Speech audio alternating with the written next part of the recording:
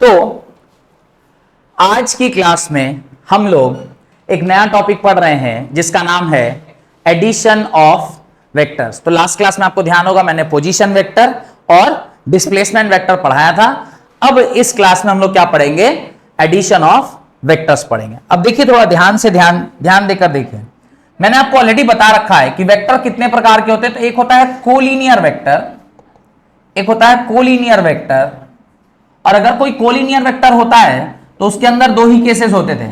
एक जैसे ये एक ए वेक्टर है और इसके आगे इसी लाइन पर अगर कोई बी वेक्टर है तो इसका एडिशन अलग सीखते हैं। और दूसरा है non collinear vector.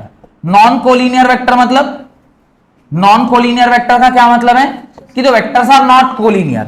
Not collinear मतलब हो सकता है कि वो एक पॉइंट से ओरिजिनेट हो या एक पॉइंट से ना भी ओरिजिनेट हो, but they are not in the same direction. अगर दोनों सेम डायरेक्शन में हैं तो उसे हम लोग क्या कहते हैं? कोलिनियर वेक्टर्स कहते हैं। और अगर वो सेम डायरेक्शन में नहीं है, कोई भी एक एंगल बना रहा है, तो उसको हम लोग क्या कहते हैं? नॉन कोलिनियर वेक्टर कहते हैं। यहां तक कोई बात? अभी हमको पूरा एडिशन को इसी दो पार्ट में डिवाइड करके पढ़ना है। क्या पढ़ना है? पहले एडिशन ऑफ कोलिनियर वेक्टर्स पढ़ेंगे, फिर क्या पढ़ेंगे? Addition of non collinear vectors. तो हेडिंग डालिए addition of vector, right. Addition of vector, उसके अंदर लिखिए general rule for addition of vectors.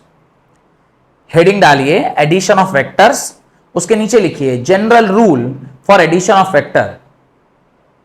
General rule for addition of vector, right. The rule states that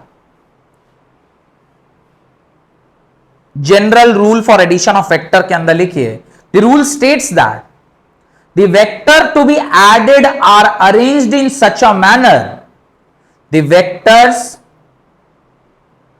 to be added are arranged in such a manner that the vectors to be added are arranged in such a manner that the head of first vector coincides with the tail of second vector and so on. The head of first vector coincides with the tail of another vector and so on. The head of first vector coincides with the tail of another vector and so on.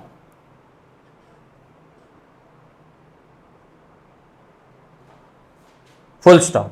So a single vector drawn from the tail of first vector, a single vector drawn from the tail of first vector to the head of second vector is known as a tail of second vector is known as resultant vector.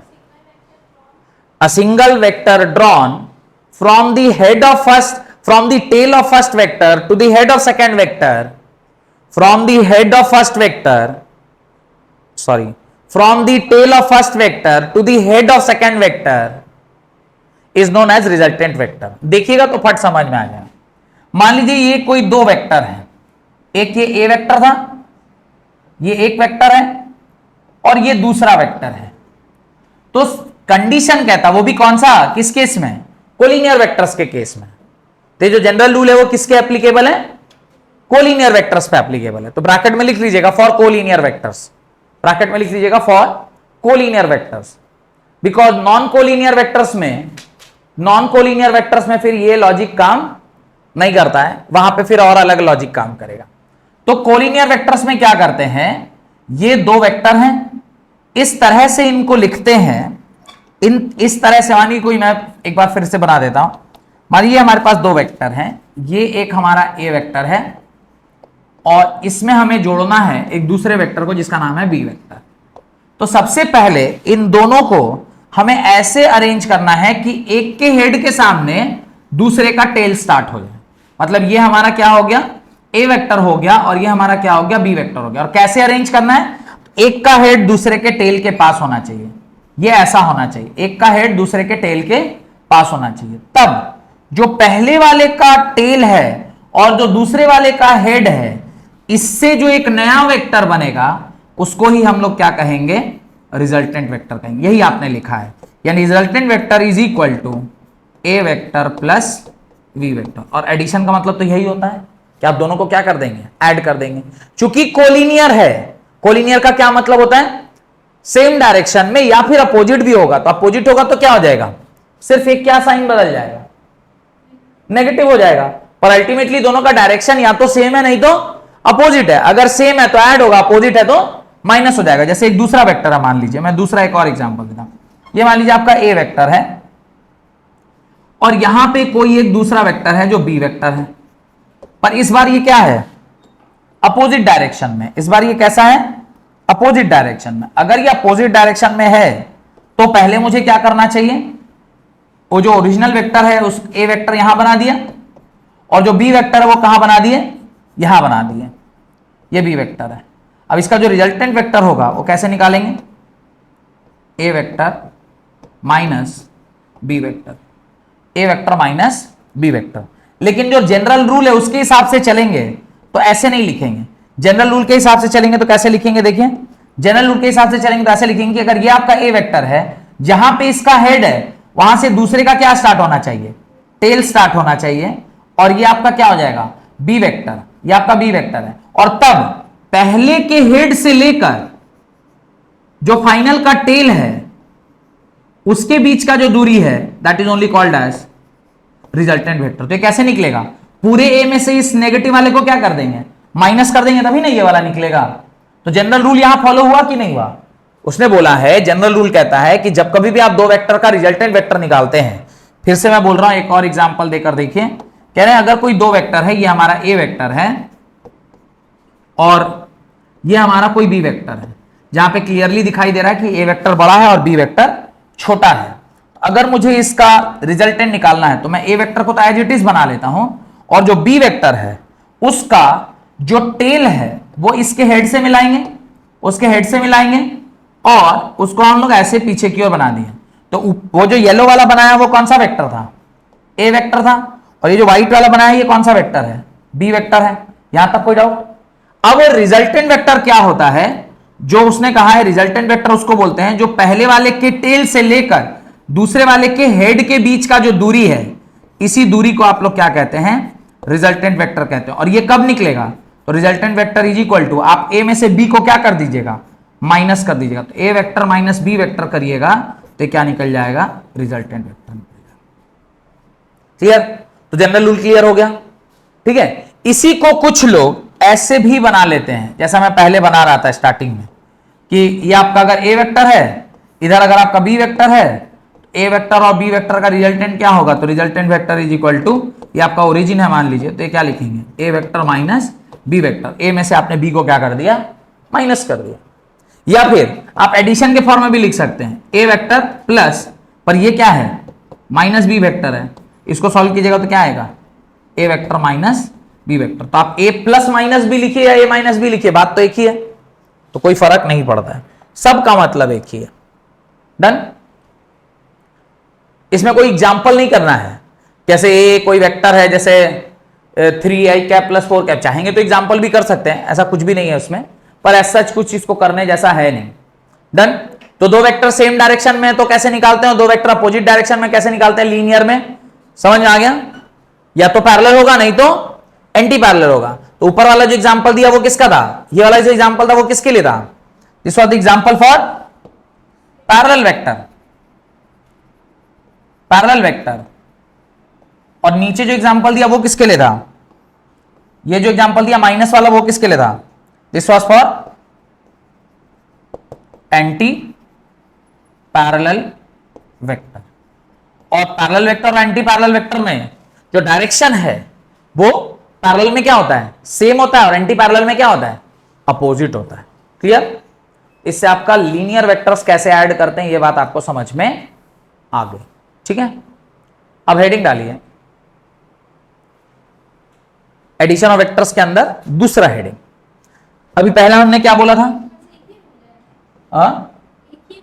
हाँ बस, अब ये हो गया collinear vector का addition. अब हमें किसका एडिशन करना है, नॉन कोलिनियर वेक्टर्स का। तो अब लिखिए addition of non collinear vectors, addition of non collinear vectors.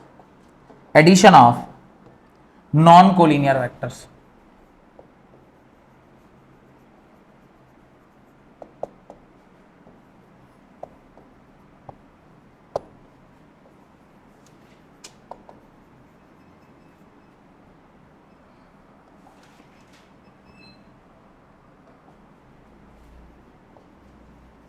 Addition of non-collinear vectors, right? Addition of non-collinear vectors are done by following rules. Addition of non-collinear vectors are done by following rules. पहला triangle law of addition, पहला triangle law of addition, दूसरा parallelogram law of addition, तीसरा polygon law of addition. तो कितने law of addition है? 3 law of addition है। कौन कौन से? ट्रायंगल लॉ ऑफ एडिशन, दूसरा पैरेललोग्राम लॉ ऑफ एडिशन और तीसरा पॉलीगॉन लॉ ऑफ एडिशन।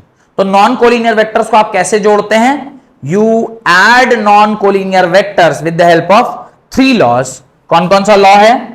पहला लॉ है, the first law is triangle law of addition. एक एक करके तीनों लॉ को पढ़ लेंगे तो हमारा एडिशन भी क्या हो जाएगा? समाप्त हो जाएगा। तो लिखिए पहला triangle law, when 2 vectors are aligned in such a way that when 2 vectors are aligned, ये याद रखिएगा ट्रायंगल लॉ में ही ये वाला रूल जो लिखवा रहा हूं वो वैलिड है। कैसे ऐड करते हैं? तो मैं पहले बता देता हूं फिर ऐड करते हैं। देखिए क्या करते हैं एडिशन में, ये मान लीजिए आपका एक वेक्टर है, ठीक है, और इस तरह से हमें वेक्टर को अरेंज करना है कि पहले के हेड से दूसरा वेक्टर का टेल अटैच्ड हो। पहले वेक्टर का जो हेड है और दूसरे वेक्टर का जो टेल है वो एक ही पॉइंट पे होना चाहिए। ऐसे आप वेक्टर्स को क्या कर लेते हैं? अरेंज कर लेते हैं। तो अगर मैं इसको बोलूं ए वेक्टर, अगर मैं इसको बोलूं ए वेक्टर और इसको मैं बोलूं B vector, this is B vector, तो कहता है कि जो पहले का टेल है और जो दूसरे का हेड है, इस लाइन को जोड़कर जो वेक्टर बनता है उसको आप क्या कहते हैं? रिजल्टेंट वेक्टर कहते हैं। समझ में आया? सेम लॉजिक जो हमने जनरल रूल में पढ़ा था। क्या पढ़ा था? इस तरह से वेक्टर्स को अरेंज करिए कि पहले का हेड और दूसरे का टेल एक पॉइंट पे हो और जो दूरी पहले के टेल से दूसरे के हेड के बीच का होगा वही आपका क्या कहलाएगा? रिजल्टेंट वेक्टर कहलाएगा। क्या आपको यहां पे एक छोटा सा ट्रायंगल दिखाई दे रहा है? इसलिए इस लॉ को क्या कहते हैं? Triangle law of addition. This law is called as triangle law of addition. Why it is called as triangle law of addition? मेरे ख्याल से समझ में आ गया होगा। बिकॉज यहां पर क्या फॉर्मेशन हो रहा है? एक ट्रायंगल का फॉर्मेशन हो रहा है। क्लियर? अब स्टेटमेंट लिखिए, right? When 2 vectors are aligned head to tail, when 2 vectors are aligned head to tail मतलब समझ रहे हैं? एक का हेड और दूसरे का टेल एक जगह पर, head to tail, their sum vectors or resultant vector is represented by the third side of a complete triangle. The third side of a complete triangle, their sum vector or resultant vector is represented by the third side of a complete triangle taken in opposite order. Taken in opposite order. Third side represented by third side of a complete triangle taken in opposite order. ये जो opposite order वाली बात बोला है ना, इसको समझते हैं। What is this opposite order? अगर ये आपका पहला वेक्टर है, ये आपका दूसरा वेक्टर है, तो अगर ये ऐसा हो जाता ना, ट्रायंगल बनाता, यहां से देखिए, ये आपका पहला वेक्टर, ये आपका दूसरा वेक्टर और ये तीसरा वेक्टर, तीनों अगर ऐसे साइक्लिक वे में रहते, ये भी इधर गया, ये भी इधर गया और ये इधर आया, तो यहां जो बन रहा होता, इसको बोलते हैं पूरा एक ट्रायंगल बना है with the help of a cyclic vectors. पर यहां पे साइक्लिक नहीं है। ए इधर है, बी इधर है, सी कैसा होना चाहिए था? साइक्लिक ऑर्डर में ऐसा होना चाहिए था, पर आपने इसको कैसा बनाया है? अपोजिट बनाया है। तो आप देखिए वहां पे उसने यही लिखा है, when two vectors are aligned head to tail, their sum vector or resultant vector is represented by the third side of a complete triangle taken in opposite order. This is taken in same order, but this is taken in opposite order. Same order में तब होता ना जब ऐसे चला और ऐसे आ जाता, तो फिर इसको सेम ऑर्डर बोलते हैं। पर यहां पर देखिए ये ऐसे है, ये ऐसे है, ये दोनों तो ठीक है, पर जो अपोजिट ऑर्डर आना, माने जो ऐसे आना था उसका उल्टा हो गया, तो ये आपका क्या बन जाता है?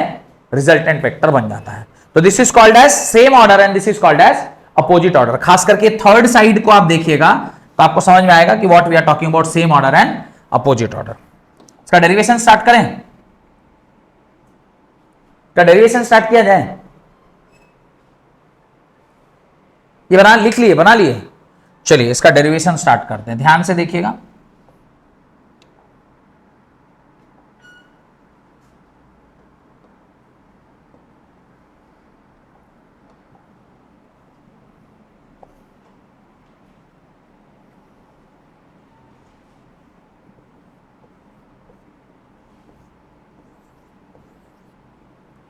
फाई क्या है? What is phi? Phi is angle between two vectors. और थीटा क्या है? थीटा क्या है? Angle between resultant vector and horizontal vector and horizontal vector। तो ये सबसे पहले आप अपनी कॉपी में लिख लीजिए कि ये फाई है और ये थीटा है। Phi is angle between both the vectors and theta is the angle between resultant vector and horizontal vector. यहां तक कोई डाउट है तो पूछिए। नहीं? आगे बढ़े।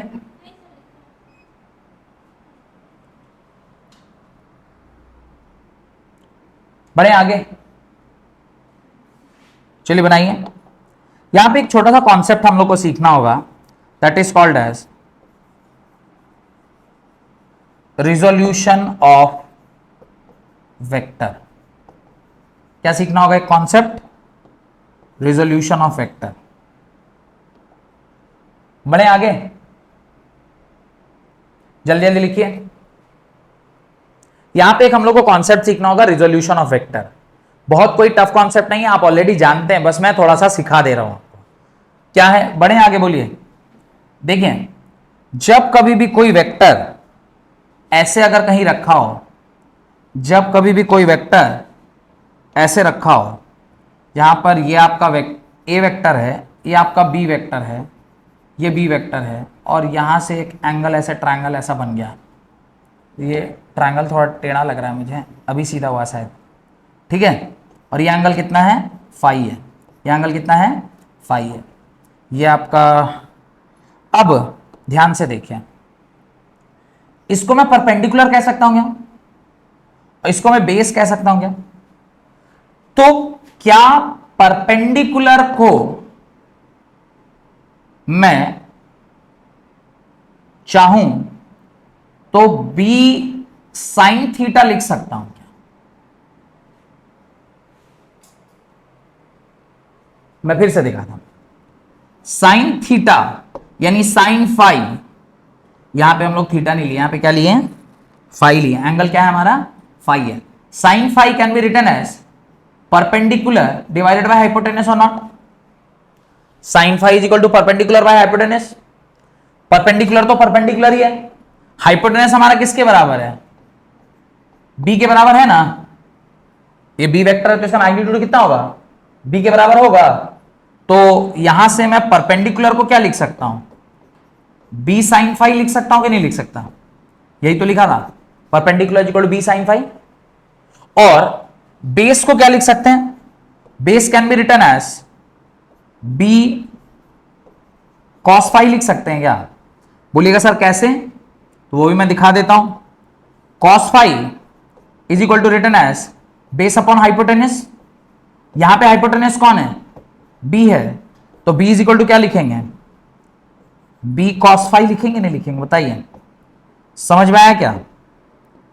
ये जो आपने किया है इसी को हम कहते हैं किसी भी वेक्टर को रिजॉल्व करना।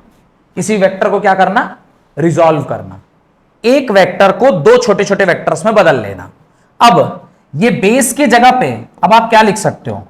बेस के जगह पे अब आप क्या लिख सकते हो बताओ? बेस के जगह पे you can write B cos phi लिख सकते हैं, और परपेंडिकुलर की जगह पे आप क्या लिख सकते हो? बी साइन फाई लिख सकते हैं। कोई डाउट है तो पूछिए। नहीं? ऊपर वाले ये लिख लिए, ये लिखा सबने? जल्दी जल्दी लिखिए, राइट, ताकि डेरिवेशन में हेल्प मिलेगा। जल्दी जल्दी करिएगा तो और दो रूल पढ़ना है और उसके बाद हमारा एडिशन ऑफ वेक्टर क्या हो जाएगा? कंप्लीट हो जाएगा। ये लिख लिए? अब देखिए ध्यान से, ये देखिए सेम सिनेरियो है क्या? यहां पे ये हमारा बी वेक्टर है, तो मुझे अगर ये डिस्टेंस निकालना होगा तो अब मैं डायरेक्टली यहां पे लिख दूं बी साइन फाई, और इस डिस्टेंस को लिख दूं बी कॉस फाई। कोई डाउट है तो पूछिए। ये बी वेक्टर था, इसका दो कंपोनेंट, एक हॉरिजॉन्टल कंपोनेंट और एक वर्टिकल कंपोनेंट। वर्टिकल कंपोनेंट किसके बराबर? v साइन फाई, और हॉरिजॉन्टल कंपोनेंट किसके बराबर? b cos phi. यहां तक कोई डाउट है तो पूछिए। अब एक ट्रायंगल आप दिखाई दे रहा है ओ ए बी, एक ट्रायंगल दिखाई दे रहा है, दिखाई दिया क्या? ये एक बड़ा ट्रायंगल दिख रहा है, इसमें OB जो है ये बेस है, OA जो है ये परपेंडिकुलर है, और ये एंगल कितना है? This is 90 degree, this angle is 90 degree. तो ये जो OAB ट्रायंगल है इसका जो हाइपोटेनियस है वही इस पूरे वेक्टर का रिजल्टेंट है कि नहीं है? तो उसका मैग्नीट्यूड हम निकाल सकते हैं। चलें मैग्नीट्यूड निकाल लें। मैग्नीट्यूड कैसे निकलेगा? तो आपने एक ट्रायंगल लिया है, ट्रायंगल का रिजल्टेंट वेक्टर का मैग्नीट्यूड इज इक्वल टू किसके बराबर है? तो आप अंडर रूट डालेंगे और लिखेंगे OA का होल स्क्वायर प्लस OA नहीं, हाँ ठीक है, OA का होल स्क्वायर प्लस यहां से यहां का दूरी कितना ना? OB का होल स्क्वायर। फोटो देख लीजिए एक बार, फोटो मैंने यही लिखा है ना, OA और AB लिखा है, ओ सॉरी OB और AB लिखे हैं। ये नीचे वाला क्या है? OB है, और ये क्या है? AB है। तो OB और AE कर दीजिएगा, ये मैंने OA कर दिया है, इसको आप क्या कर दीजिए? OB कर दीजिए। OB का होल स्क्वायर प्लस AB का होल स्क्वायर। देखिए ध्यान से, ऐसा लिख सकते हैं, लिखें? कोई दिक्कत? दिक्कत है तो बोलिए। आर वेक्टर का मैग्नीट्यूड किसके बराबर? OB को, फोटो में चलें फिर से, OB को ध्यान से देखिए, आप क्या लिख सकते हैं? OB को आप A plus B cos phi लिख सकते हैं। देखिए ठीक से, OB को A plus B cos phi लिख सकते हैं, और इसी तरह से AB को B कॉस साइन फाई। तो अभी और ऊपर ये फोटो के पास नहीं आएंगे, डायरेक्टली अब डेरिवेशन ही करते चलते हैं। इसके जगह पे आप क्या लिख सकते हैं? इसके जगह आप लिख सकते हैं A plus B cos phi का होल स्क्वायर प्लस इसके जगह क्या लिख सकते हैं? B साइन फाई का होल स्क्वायर। कोई डाउट है तो पूछिए।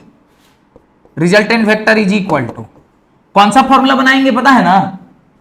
A square plus B square plus 2AB cos phi, जो फॉर्मूला हम लोग बार बार यूज कर रहे थे, उसी फॉर्मूला का क्या कर रहे हैं? डेरिवेशन कर रहे हैं कि आया कहां से था। इसको सॉल्व कीजिए। A square plus B square cos square phi plus 2AB cos phi plus इसको क्या लिखेंगे? B square sine square phi लिखेंगे नहीं लिखेंगे? बोलिए। A प्लस बी का whole square, A square plus B square plus 2AB, और B साइन, तो ये का whole square, B square sine square. ठीक है, थोड़ा सा ध्यान से देखिए, ये वाला टर्म और ये वाला टर्म में से बी स्क्वायर कॉमन ले लें क्या? आएगा B square common, under root, आगे ए स्क्वायर तो रहेगा ही रहेगा, प्लस इसमें से बी स्क्वायर कॉमन ले लेंगे, किसमें से? इन दोनों में से। अंदर क्या बचेगा? Cos square five plus sine square five, और प्लस ये क्या आ जाएगा? 2ab कॉस फाइव आएगा। देखिए तो कोई दिक्कत? बढ़े आगे। क्या इसका वैल्यू 1 आपने क्लास 10th क्लास में पढ़ा था क्या? पढ़े थे? ए स्क्वायर प्लस बी स्क्वायर किसके बराबर होता है? 1 के बराबर। अभी हमारे पास क्या बच गया? हमारे पास बच गया A square plus B square plus 2ab cos five, और ये क्या है? This is the resultant of two vectors, resultant of two vector when using triangle law. हुआ नहीं हुआ? हो गया? कोई दिक्कत? where phi is what? Phi is what? Angle between two vectors। अब जब कभी भी ये रिजल्टेंट क्लियर है, यही फॉर्मूला बार बार यूज कर रहे थे हम लोग, जिसको अभी हमने क्या किया है? डिराइव किया है। अब थोड़ा ध्यान से देखिए, अब थोड़ा ध्यान से देखिए, जब कभी भी किसी वेक्टर को हम निकालते हैं तो एक तो उसका मैग्नीट्यूड चाहिए होता है, दूसरा उसका क्या चाहिए होता है? डायरेक्शन। डायरेक्शन कैसे निकलता है? हॉरिजॉन्टल से आप कितने एंगल पर हैं? हॉरिजॉन्टल से कितना एंगल मतलब कितना एंगल? Theta angle. ये हॉरिजॉन्टल से कितना एंगल मतलब यही एंगल निकालना है ना, थीटा एंगल। तो अब ये हमें क्या निकालना होगा? डायरेक्शन निकालना होगा। तो मैग्नीट्यूड तो निकल गया, अब हमें क्या निकालना होगा? डायरेक्शन निकालना होगा। तो डायरेक्शन कैसे निकलेगा? डायरेक्शन निकलेगा tan थीटा से, और tan थीटा क्या होता है? Perpendicular by base. परपेंडिकुलर, ध्यान करिए उस डायरेक्शन में क्या b साइन थीटा लिखा हुआ है क्या? b साइन फाइव लिखा हुआ है क्या? देखिए तो उस ट्रायंगल में जो परपेंडिकुलर है वो b साइन फाइव है क्या? डायग्राम में जाना पड़ेगा कि ध्यान हो गया? ध्यान हो गया। और बेस क्या लिखा हुआ है? a plus B cos phi लिखा हुआ है। तो tan theta is equal to क्या आ जाएगा? b sine phi by a plus B cos five, और यहां से थीटा निकल के आएगा, यहां से थीटा निकल के आएगा tan inverse b sine phi by a plus B cos five. और अल्टीमेटली हमको यही एंगल निकालना होता है ना, जो एंगल हमें बताता है कि अब ये tan इनवर्स एक नई चीज है जो अभी तक आप नहीं जानते थे। tan इनवर्स जानते हैं? tan इनवर्स पढ़े हैं? ये पूरा एक चैप्टर है इनवर्स ट्रिग्नोमेट्री क्लास 12th में, पर ये कुछ बहुत भारी चीज नहीं है। बोलिएगा तो 1 मिनट लगेगा मेरे को पढ़ाने में। देखिए, ध्यान से देखिए, समझ में आ जाएगा। आपने ये पढ़ा भी है क्या? कहेंगे 1/10 नहीं? अरे नहीं नहीं, वैसा नहीं होता बेटा। यहां देखिए, tan theta is equal to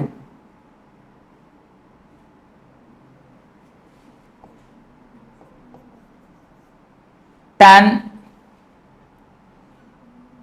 45 degree, मान लीजिए ऐसा कुछ दिया हुआ है। अभी दोनों तरफ tan है और हम चाहते हैं कि थीटा कितना है वो निकल जाए। एक तरीका था कि आप इसको कंपेयर कर लेते। तो अगर इधर भी tan थीटा, इधर tan 45 है, दोनों तरफ tan है, तो आप सीधे सीधे लिख देते थीटा इज इक्वल टू क्या हो जाएगा? 45, कंपेयर करके। लेकिन अगर ये 45 ना होके कुछ एक्स स्क्वायर लिखा हुआ है, अभी कैसे निकालेंगे थीटा क्या होगा? तो यहां पे क्या करना पड़ता है? थीटा निकालने के लिए tan inverse tan of x square करते हैं, और tan इनवर्स और tan कट गया तो थीटा किसके बराबर आ गया?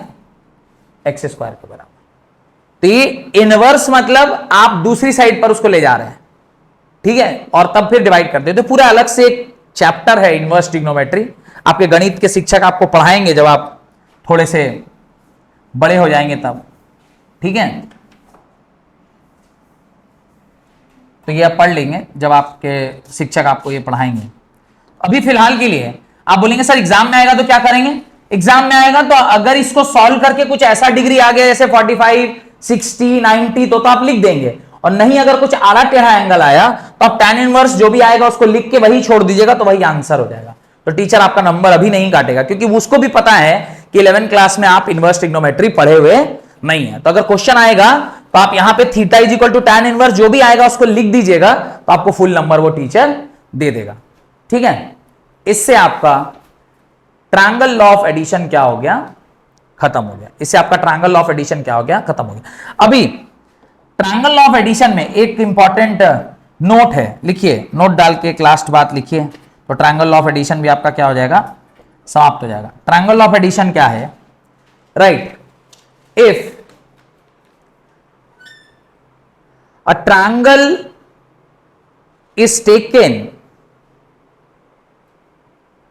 in cyclic order, if a triangle is taken in cyclic order, that is something like this: a vector, b vector and c vector, a vector, b vector and c vector in cyclic order, then the sum of this vector, sum of the resultant of a plus b vector, that is equal to resultant vector is equal to what, 0। अगर cyclic order में आप तीनों vector ले लेते हैं तो उसका resultant किसके बराबर होता है, 0 के बराबर होता है। ठीक है, 0 के बराबर होता है। This is all about triangle law of addition.